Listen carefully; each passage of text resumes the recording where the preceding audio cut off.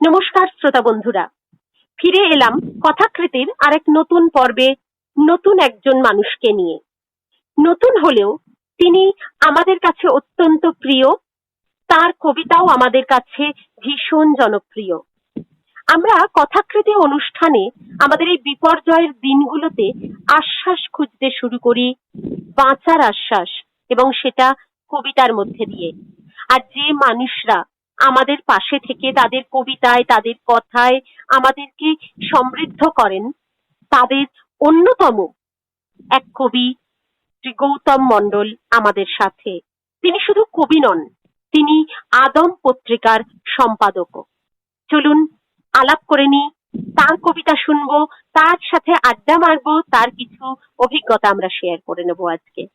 নমস্কার গৌতম দা। হ্যাঁ, নমস্কার। গৌতম দা, আমাদের এই কথাকৃতি অনুষ্ঠানটা রেডিওর আবহে হয়। আশা করি তুমি এর আগে অনুষ্ঠানটা শুনেছো, তো তোমার কাছ থেকে একটুখানি ছোট্ট করে শুনে নেবো, তোমার কাছে রেডিওর গুরুত্বপূর্ণ একটা দিক, বা রেডিও কতটা গুরুত্বপূর্ণ। আমার কাছে রেডিও একটা খুব বড় ব্যাপার। রেডিও ছিল একটা জানালা ছোটবেলায়। রেডিওতে খবর শুনতাম, তারপর তোমার আবহাওয়ার পূর্বাভাস, নাটক, গল্প দাদুর আসর, অনুরোধের আসর, এইসব ছিল আমাদের কাছে খুব প্রিয় এক জিনিস। রেডিও শোনার জন্য আমরা উন্মুখ হয়ে থাকতাম। এমনকি খেলার যে ধারা বিবরণী, ক্রিকেট বা ফুটবল, সেটাও শুনতাম রেডিওর কাছে। তার কারণ রেডিও ছাড়া আর অন্য কোনো মাধ্যম আমাদের কাছে তখন ছিল না। ফলত এটা বলা যায় যে আমরা হচ্ছি রেডিও প্রজন্মের মানুষ, আমরা হচ্ছি রেডিও সন্তান। খুব সুন্দরভাবে গৌতম দা আমাদের বললেন যে গৌতম দার কাছে রেডিও কতটা নস্টালজিক। তার মানে রেডিও তোমার কাছে একটা নস্টালজিয়া এখনো, বলো? একদম একদম, এখনো সুযোগ পেলে আমরা শোনার চেষ্টা করি, রেডিও শোনার চেষ্টা করো। তো আজকে এই রেডিওর মাধ্যমে আমরা সরাসরি তোমার কবিতা শুনবো, তোমার কিছু আলোচনা, তোমার কিছু কবিতা সম্বন্ধে তোমার কিছু ভাবনা আমরা শেয়ার করে নেবো। আর তাহলে আমরা সরাসরি তোমার কবিতায় চলে যাই গৌতম দা। আচ্ছা, অবশ্যই। তুমি আজকে কোন কাব্যগ্রন্থ থেকে আমাকে কবিতা শোনাচ্ছ? প্রথমে এই লকডাউন পিরিয়ডে আমার একটা কাব্যগ্রন্থ আমি রেডি করেছি, তার নাম জলের ইশারা। হ্যাঁ, আচ্ছা, বেরোয়নি, এই মানে অপ্রকাশিত পাণ্ডুলিপি থেকে আমি একটা কবিতা পড়ছি। হ্যাঁ, আচ্ছা, প্রকাশিতব্য কাব্যগ্রন্থ জলের ইশারা থেকে কবি গৌতম মণ্ডল আমাদের প্রথম কবিতাটি শোনাচ্ছেন। কবিতার নাম শ্রাবণ। পরিত্যক্ত বাড়ির গায়ে শ্রাবণ লেগে আছে, একটু একটু করে সেখান থেকে জল ঝরে। ঝরে যাওয়া পাতার অভিসার নিয়ে আমি আসি এখানে, পরিত্যক্ত এই উঠোনে। ছিঁড়ে যাওয়া মাদুরে বসে তোমার কথাই লিখি, লিখবো গৃহে না ফেরা পথিকের কথাও। একদিন পিঁপড়েরা এই সব লেখা নিয়ে চলে যাবে গ্রাম থেকে গ্রামান্তরে, অন্ধকার নেমে আসা দিগন্ত প্রান্তরে। ধন্যবাদ। একদিন পিঁপড়েরা এই সব লেখা নিয়ে চলে যাবে গ্রাম থেকে গ্রামান্তরে, কবির লেখা ছড়িয়ে পড়বে দিক দিগন্তরে। এভাবেই কবিরা বরাবর তাদের বার্তা পৌঁছে দেন চারদিকে। আসলে আমার মনে হয় প্রত্যেক কবির মধ্যে বোধহয় পিঁপড়ে থাকে, পিপীলিকার বাস থাকে, কারণ পিপীলিকারাই তো আমাদের এই সমগ্র মাটিকে এক প্রকার ধরে রেখেছে। অসাধারণ একটা কবিতা শুনলাম কবি গৌতম মণ্ডলের কাছ থেকে। আমরা যাব তার পরবর্তী কবিতায়। আচ্ছা, এবার আমার এ যাবৎ শেষ প্রকাশিত যে বই অরচিত অন্ধকার, সেখান থেকে দু একটি কবিতা শোনায় নাকি? হ্যাঁ হ্যাঁ হ্যাঁ, একদম। অরচিত অন্ধকার থেকে কবি গৌতম মণ্ডলের কবিতা। কবিতার নাম কথা। আকাশ, তোমার সঙ্গে আছি, শুয়ে আছি তোমারই দুয়ারে। দুয়ারের এক প্রান্তে এসে পড়েছে রোদ, অন্য প্রান্তে ছায়া। মাঝখান দিয়ে উড়ে যায় প্রজাপতি, ওরে পাতা ও পোশাক। ক্রমশ সন্ধ্যা নেমে আসে, জ্যোৎস্নায় ভিজতে ভিজতে মনে পড়ে যায় জন্মের কথা, মৃত্যুর কথাও। ধন্যবাদ। অসাধারণ শেষটা, জন্মের কথা এবং মৃত্যুর কথাও মনে পড়ে যায়। কবির আরো দুটি কবিতা আমি আপনাদের পড়ে শোনাই শ্রোতা বন্ধুরা। এই কবিতার মধ্যে দিয়ে আপনারা বুঝতে পারবেন কবি কিভাবে যাপন করেন তার কবিতায়। এইখানে মাথার উপর জ্বলজ্বল করছে যে সূর্য, আমি চাই না তার উত্তাপ। প্রখর আলোর মেধাবী সান্নিধ্য, আকাশ চাই শুধু। আর অন্ধকার, অন্ধকারে গোপনে যে শিশির ঝরে, পাই যেন তার লবণের স্বাদ। কবিতা লবণ। দ্বিতীয় কবিতা নীল। বিদায়েরও একটা আনন্দ আছে, বিদায়েরও একটা আনন্দ আছে। পাতা যখন ঝরে যায়, তখন নিঃসঙ্গ গাছ দুদিকে দুই ডানা মেলে উড়ে যায় শূন্যে। শূন্য থেকে ঝরে পড়ে গুঁড়ো গুঁড়ো নীল। কবিতার যাপন এক আধ্যাত্মিক চেতনার মধ্যে দিয়ে, এক দার্শনিক চেতনার মধ্যে দিয়ে বোধহয় প্রকৃতিকেই ছুঁয়ে বেড়ায়। আমরা এই দুটো কবিতা থেকে কবির সেই যাপনকেই খুঁজে বেড়াই এবং খুঁজে পাইও। যাব কবির কণ্ঠে, কবির আবার কবিতায়। আচ্ছা, আর একটা কবিতা পড়ি, আকাশ আজ। আকাশ আকাশ আজ। আজ, হ্যাঁ। এটাও কি আকাশ তোমার আজ ওই কিছু, কাব্যগ্রন্থ থেকেই? হ্যাঁ, অরচিত অন্ধকার থেকে। বেশ। আকাশ আজ কিছু বলতে চাইছে, তার গোপন কথাগুলি শুনবে বলে পাখিরা এসে বসেছে ডালে। আমিও বসে আছি, বসে বসে দেখছি একবার তোমাকে আর একবার আকাশকে।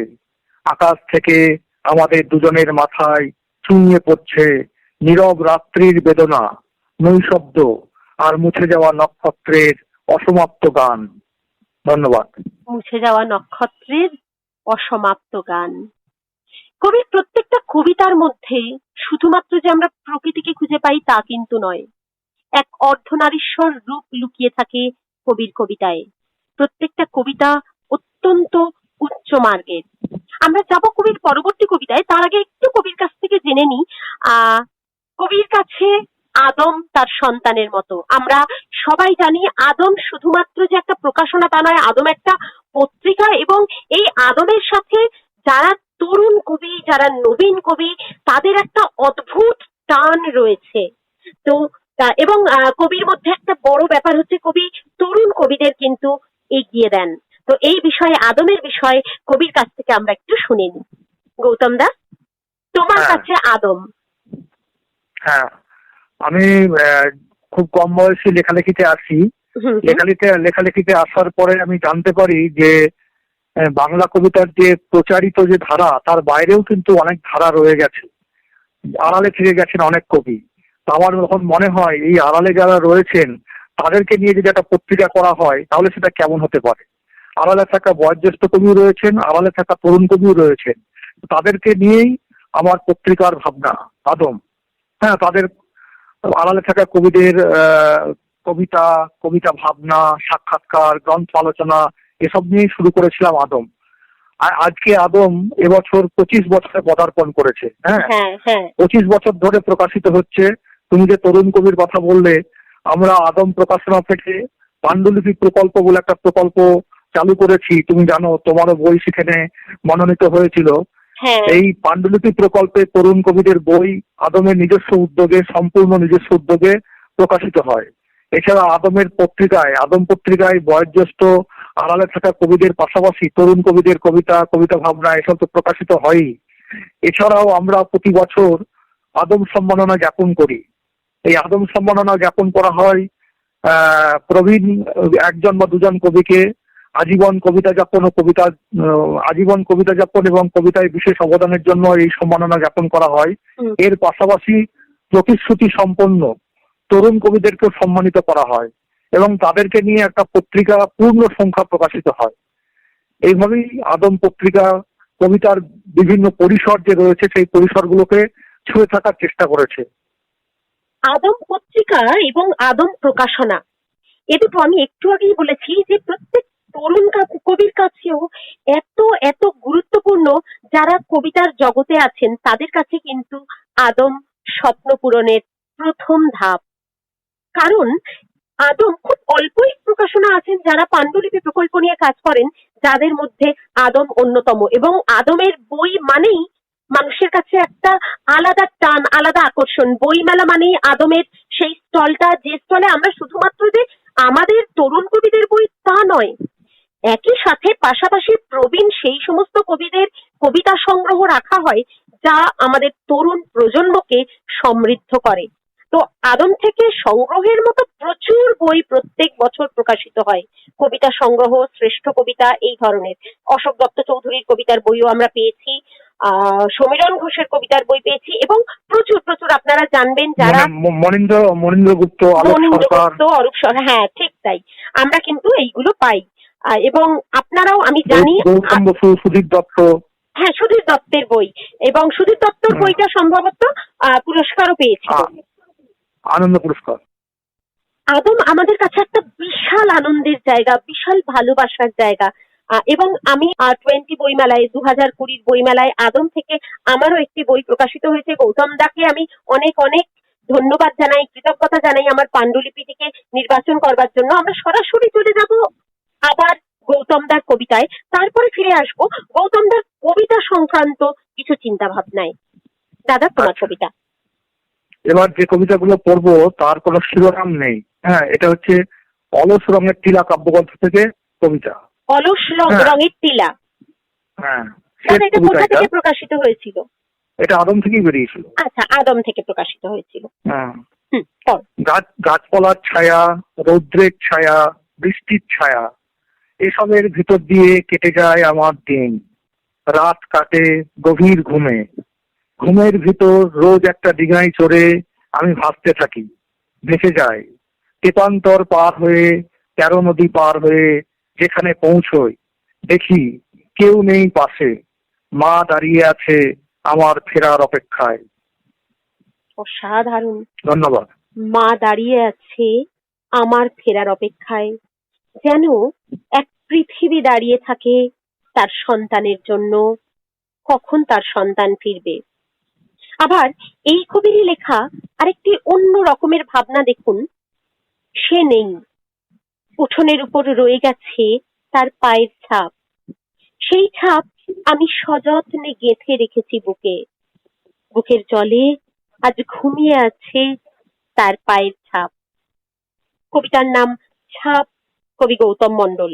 অথবা নৌকা, গোলাপের ভিতর এই প্রস্তুতি, বিবাহের মন্থর আয়োজন, যারা অপেক্ষায় আছে তারা অশোক, নীল হয়ে ছড়িয়ে আছে তাদের আকাঙ্ক্ষা, একদিন অরচিত বাড়ির ছাদেও ঝরে পড়বে গোপন পলকের অশ্রু, গোপন পালকের অশ্রু, নৌকা ভাসবে নিরুদ্দেশ গঙ্গায়। গৌতম দা, তোমার প্রত্যেকটা কবিতার মধ্যে আমরা জীবনের সাথে প্রকৃতির মেলবন্ধনকে খুঁজে পাই। তোমার কাছে কবিতা কি সেটা তো একটা ছোট কথার মধ্যে দিয়ে বলা সম্ভব নয়। কবিতা নানান ধরনের। আমার কাছে কবিতা হচ্ছে অধরা মাধুরী, বিমূর্ততাকে স্পর্শ করার একটা চেষ্টা। এখন এই চেষ্টাটা কিভাবে করা হয়, প্রত্যেক ক্ষেত্রেই যে একইভাবে করা হয় তা নয়। আমার ভেতরে যে অবস্থান রয়েছে, সেখানে অবচেতন রয়েছে, সেখানে তোমার পরাবাস্তবতা রয়েছে, সেখানে একটা ঘোর রয়েছে, এসবের মধ্য দিয়েই আমি কবিতা লেখার চেষ্টা করি এবং সেই কবিতার মাধ্যমে শব্দগুলো একটা বিমূর্ততাকে স্পর্শ করতে চাই। এভাবেই কবিতা হয়ে ওঠে। কবিতা আসলে বিভিন্ন রকমের হয়, এক রকমের কবিতা হয় না। কবিতার কোনো ডেফিনেশন দেওয়া যায় না। পদার্থবিদ্যার যেমন কোনো একটা বিষয়ের ধরো ভর বা গতিবেগ বা অন্য কিছু সংজ্ঞা দেওয়া যায়, একটা নির্দিষ্ট সংজ্ঞা হয়। অঙ্কের ক্ষেত্রে যেমন অঙ্কের ক্ষেত্রে 2 + 3 = 5 হবেই, কিন্তু কবিতা হচ্ছে একটা অনিশ্চয়তার যাত্রা, এটাই হচ্ছে কবিতা। এবং কবিতার যেহেতু তাকে সংজ্ঞা দেওয়া যায় না, যেহেতু কবিতাকে এক কথায় বলা যায় না, সেহেতু কবিতার আবেদন আরো অনেক বেশি। পদার্থবিদ্যা বা অঙ্কের আবেদনের থেকে কবিতার আবেদন অনেক বেশি, তার কারণ কবিতা রহস্যময়। অসাধারণ একটা আমি ডেফিনেশন বলবো না, কিন্তু কবিতা কি তার উত্তর এত সুন্দর করে পাওয়া বোধহয় সবসময় যায় না। কবিতা এক অনিশ্চিত যাত্রাপথ, যার আয়োজন এবং ওজন দুটোই অন্যান্য যে কোনো বিষয়ের থেকে অনেক বেশি, কারণ কবিতা আসলে রহস্যময়তা। এত সুন্দর করে গৌতম দা আমাদের বুঝিয়ে দিলেন। আমরা চলে যাই গৌতম দার পরের কবিতায়। গৌতম দা, আচ্ছা, আরেকটা শিরোনামহীন কবিতা পড়ছি। হ্যাঁ। অন্ধ, তবু ভিতরের আলো দিয়ে সে খুঁজে চলে বেরোনোর পথ। পথ জুড়ে থাকে যে ভিড়, তার কোলাহল শুষে নিয়ে পাথরের বুকে ফোটাই ফুল। নিজেকেও বলি, ফুটে ওঠো, নীরবতার ভেতর ডুবে আছে যে শালবন, তার সুরের স্পর্শে ফোটাও তোমার আখিদের। ধন্যবাদ। প্রত্যেকটা কবিতা দেখুন কত ছোট। শ্রোতা বন্ধুরা, ছোট ছোট কবিতার মধ্যে তার কত কিছু বলা রয়েছে।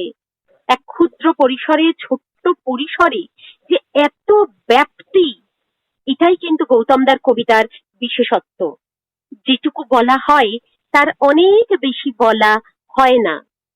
রাত কিভাবে মেলে ধরে কালো ডানা জানি না, রাত কিভাবে মেলে ধরে কালো ডানা জানি না, জানি না কোন অশ্রুর আঘাতে কেঁপে ওঠে রাতের দিগন্ত। আবর্তন শেষ হলে নির্বাক আমি রাতের কাছে আসি। গ্রীবা উঁচু করে সে আমায় দেখায় নক্ষত্রমণ্ডলী, ছায়াপথ দেখায় অতিকয় কৃষ্ণ গহ্বরের ধূসর বনরেখামালা। কোনো কিছুই দেখা হয় না, কোনো কিছুই শোনা হয় না। একটা লম্বা ও ধারালো সাপ চেটে খায় আমার বিষাদ ও আনন্দ প্রেরণা। গৌতমদার প্রশ্ন, কবিতাটি কার লেখা? কবিতাটি কার লেখা? কবিতাটা তো আমারই লেখা, কিন্তু এটা কোন কাব্যগ্রন্থ বলতো? এই কবিতাটা তোমার লেখা কবিতা সাপ। গৌতমদা এটা কি পাশ করে গেছেন তার এই পরীক্ষায়। দুর্লভ শিখর দেশে না? খুব ভালো লাগলো। তো আমরা এইভাবেই কবিতা নিয়ে কাজ করি আমাদের কথাকৃতিতে, এবং এই মানুষগুলো আমাদের কত কিছু ভাবতে শেখায় নতুন করে। আমরা চলে যাই কবির পরের কবিতায়। হ্যাঁ, আবার একটি শিরোনামহীন কবিতা পড়ছি।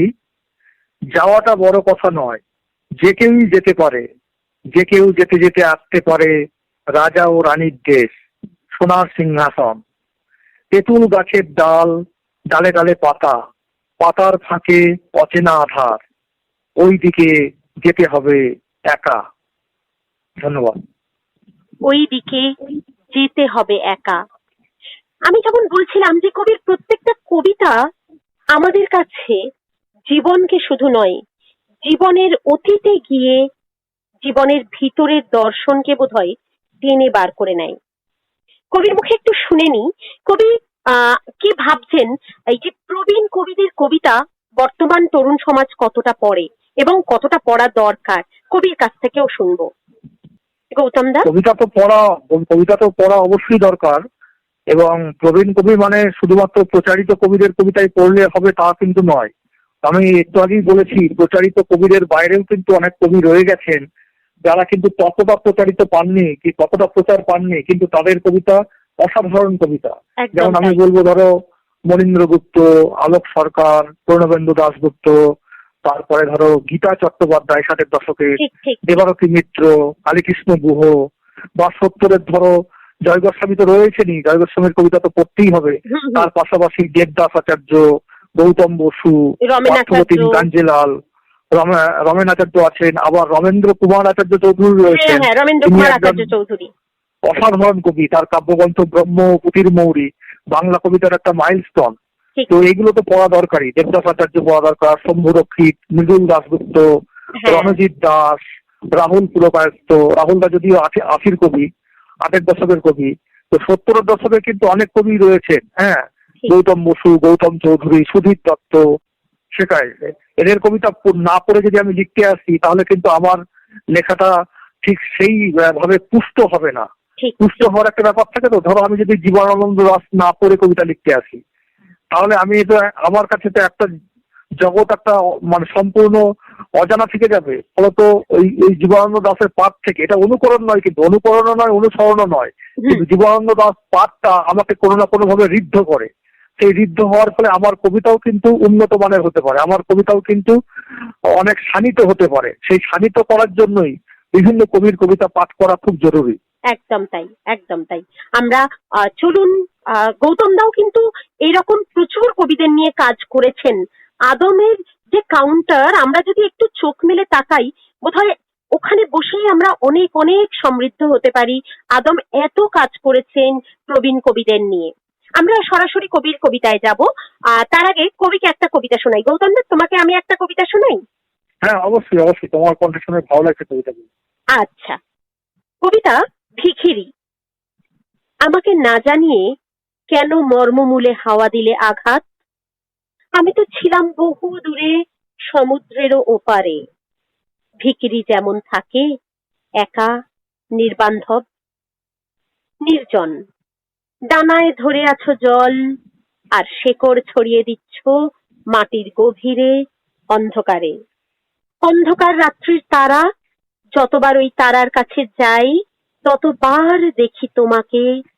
দেখি কাছে ও দূরে আলোর বেগে চক্র ঘুরছে, পুড়ে পুড়ে ছাই হয়ে যাচ্ছে নির্জন।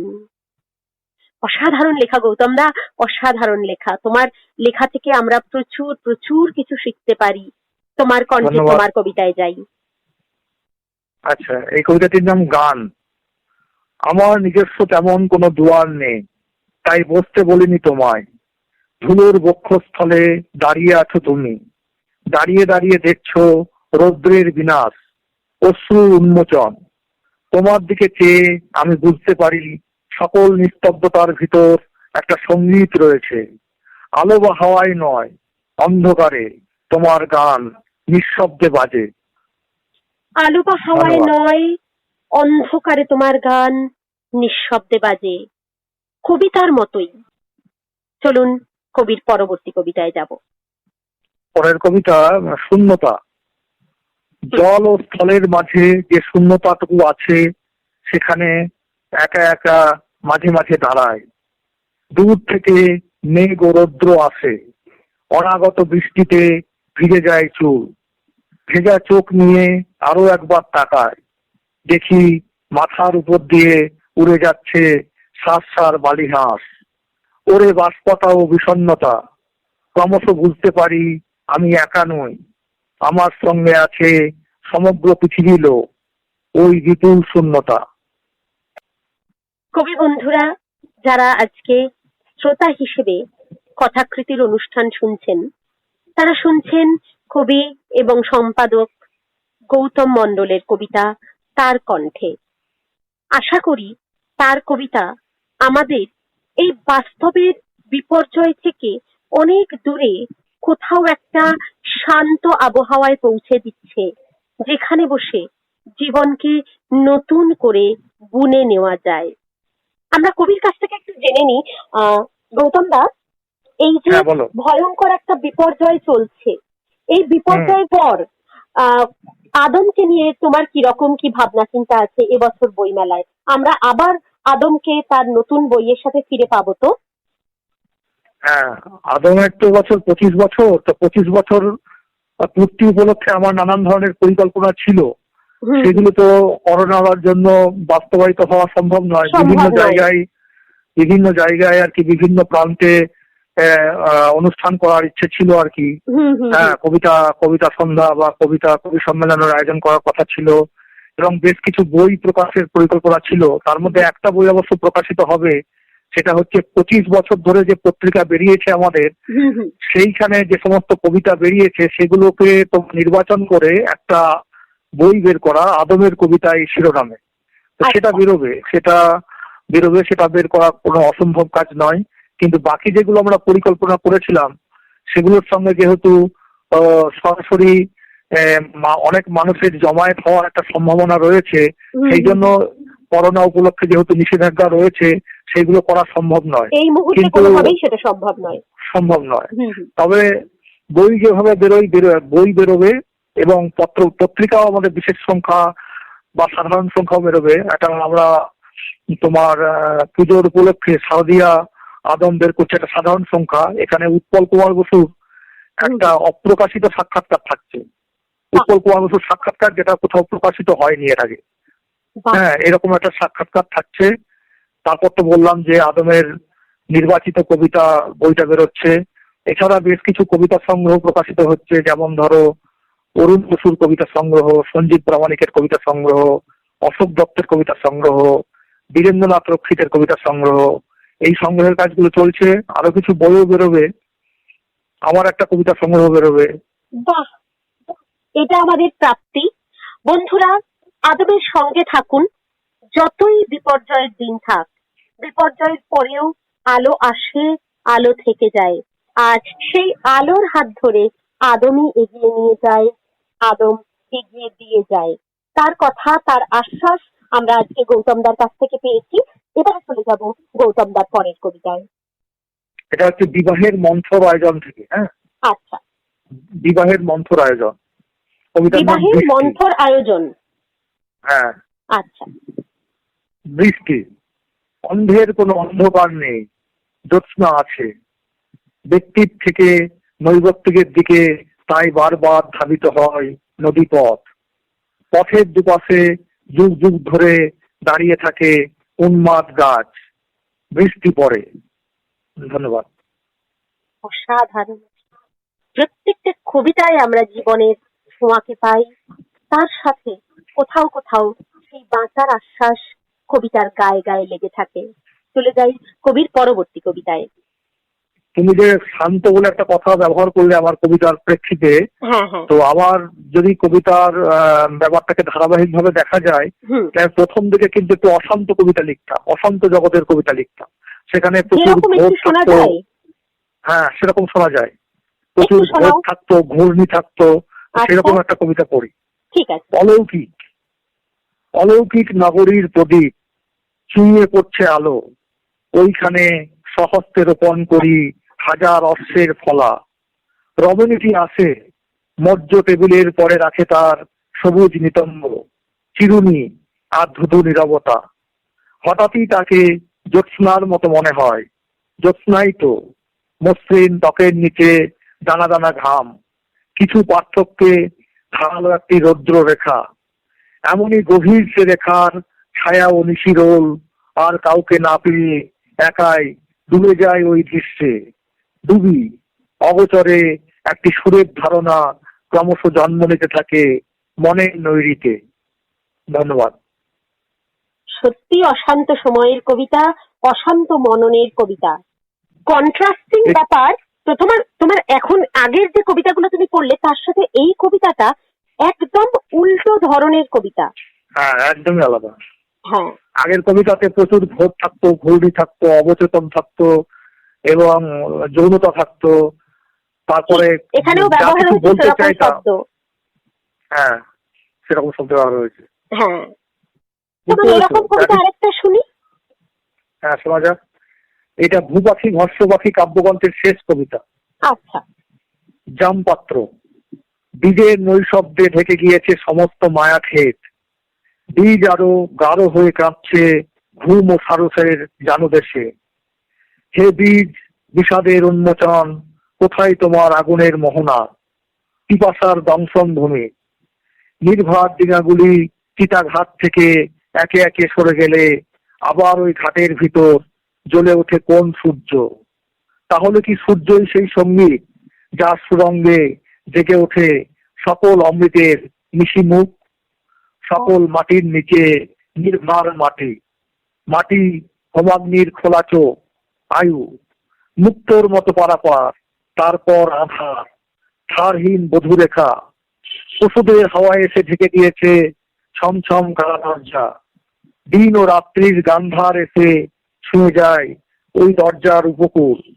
নিজস্ব মাছ তুলে ভর রেখে ঢুকে পড়ি উপকূলের ভিতর। ঢুকে বুঝি কোথাও আলো নেই, মৃত্যু নেই, আছে প্রবাহমানতা। বারবার ব্যবহার করা ঈষৎ হলুদ জামপাত্র।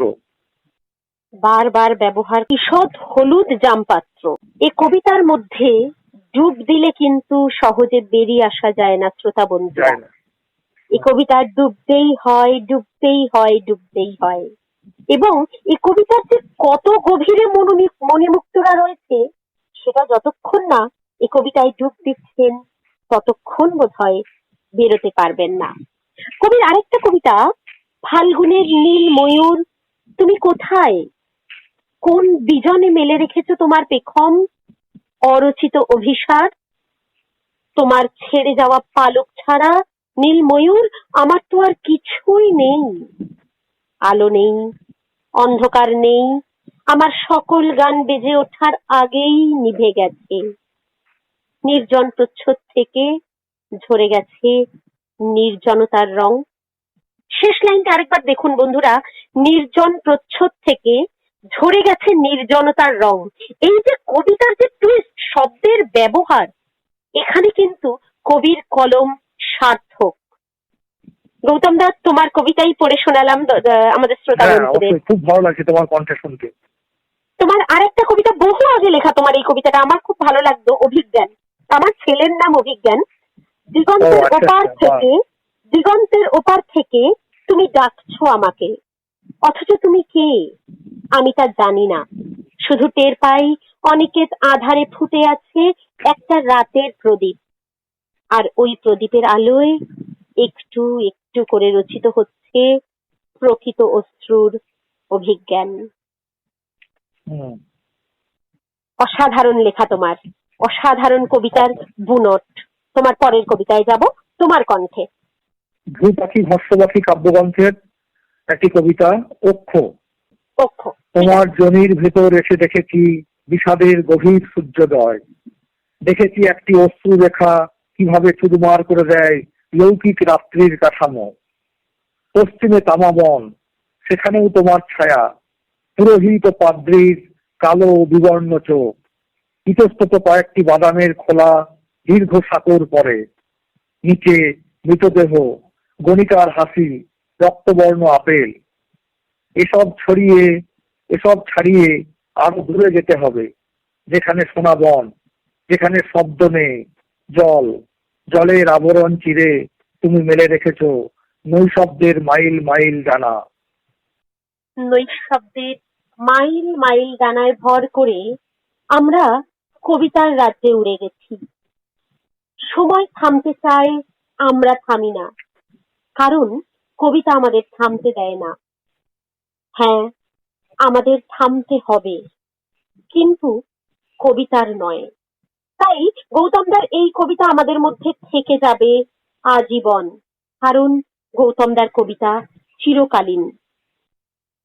যেতে যেতে গৌতমদার কণ্ঠে আমরা শুনে নেব গৌতমদার আজকের এই অনুষ্ঠানের শেষ কবিতাটি। গৌতমদার অনুষ্ঠান করে কেমন লাগলো একটু শুনে নেব, আর তারপর গৌতমদার আজকের অনুষ্ঠানের শেষ কবিতাটা শুনবো। রেডিও তো আমার কাছে একটা বিরাট নস্টালজিক ব্যাপার। রেডিওতে আমি কয়েকবার কবিতাও পড়েছি আকাশবাণীতে, কিন্তু রেডিওর সামনে এই যে রেডিওর আবহে এই ব্যাপারটা হচ্ছে, এবং সেখানে তোমার মতন একজন সঞ্চালক রয়েছেন, তো সব মিলিয়ে আমার খুবই ভালো লাগছে।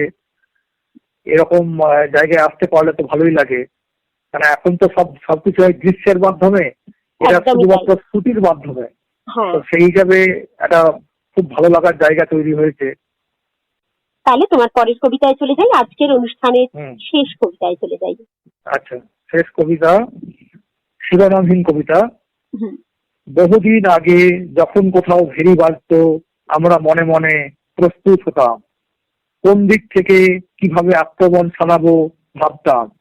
তারপর এক সময় হৈ হৈ করে দল বেঁধে বল্লম হাতে বেরিয়ে পড়তাম। সেই সব স্মৃতি আজ আর কোনো ঢেউ তোলে না মনে। আজ যেদিকেই তাকাই দেখি শুধু জলের স্থির নির্জন ছায়া। ধন্যবাদ। অসাধারণ। আমরা এই নির্জন ছায়ায় বসে বসে এবার কবিতায় ডুব দেব, গৌতমদার কবিতায়। ভালো থেকো গৌতমদা, খুব ভালো থেকো, কবিতায় থেকো। তুমিও খুব ভালো থেকো, কবিতায় থেকো। নমস্কার। হ্যাঁ, নমস্কার।